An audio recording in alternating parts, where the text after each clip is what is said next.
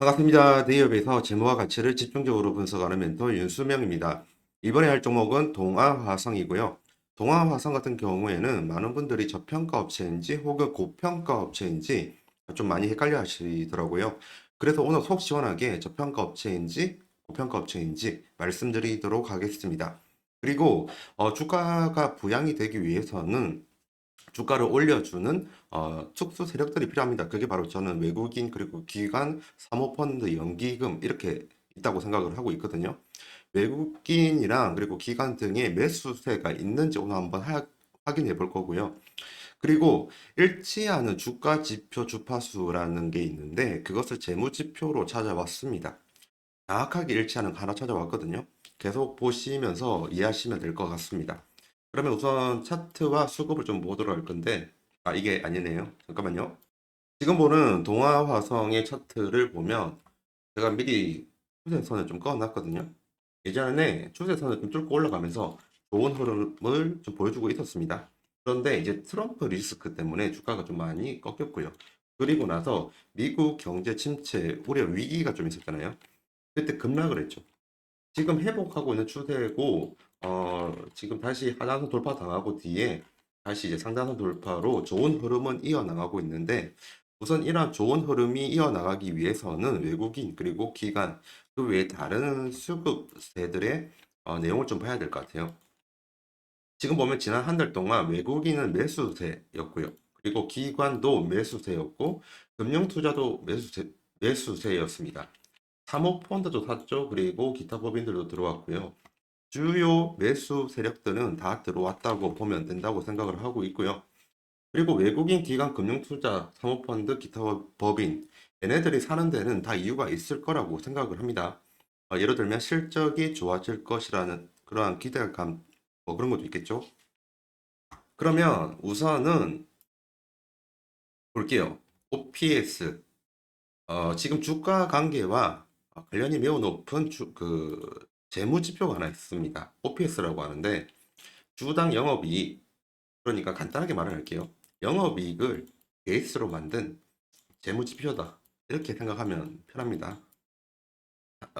지금 검정색이 주가고요. 그리고 노란색이 OPS 영업이익인데 OPS 그러니까 영업이익이 노란색이 떨어지니까 주가도 같이 떨어지죠.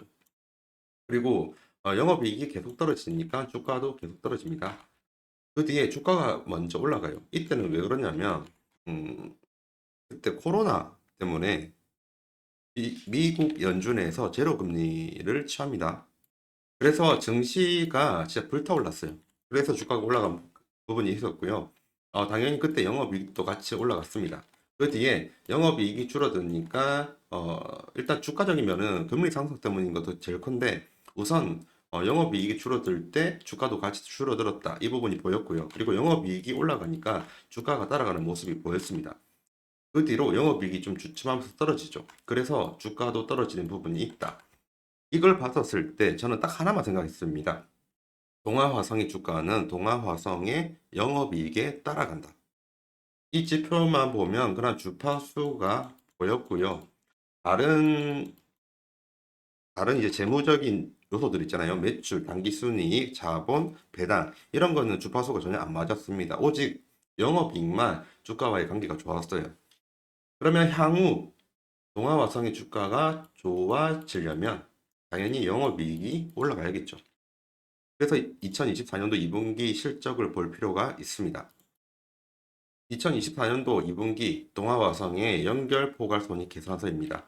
지금 우리가 본 자료를 본다고 하면 다른 것보다는 영업이익을 더 볼 필요가 있는 거죠. 영업이익 같은 경우에는 2023년도 2분기가 53억이 나왔어요. 그리고 작년 2분기 같은 경우에는 69억 정도 나왔습니다. 작년이랑 비교를 한다고 하면 굉장히 줄어든 수치이고요. 그리고 역성장을 한 거죠.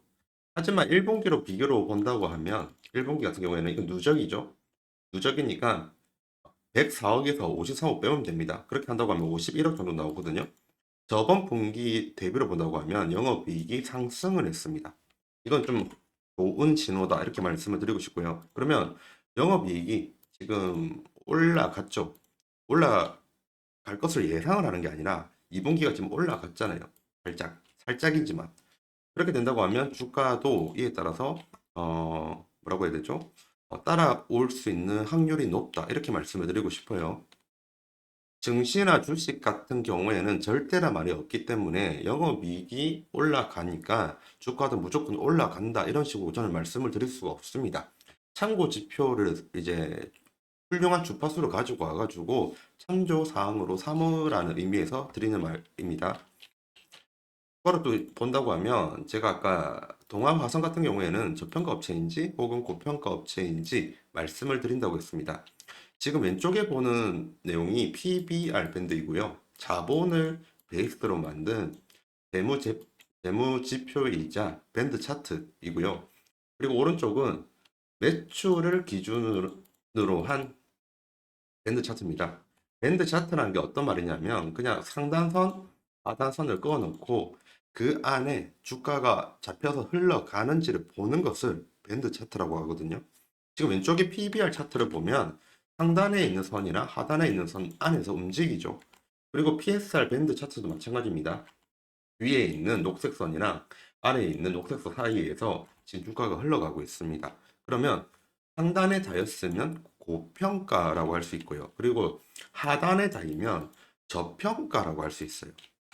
그럼 당시에 이때 2021년 말이랑 2022년 초 때는 고평가였죠.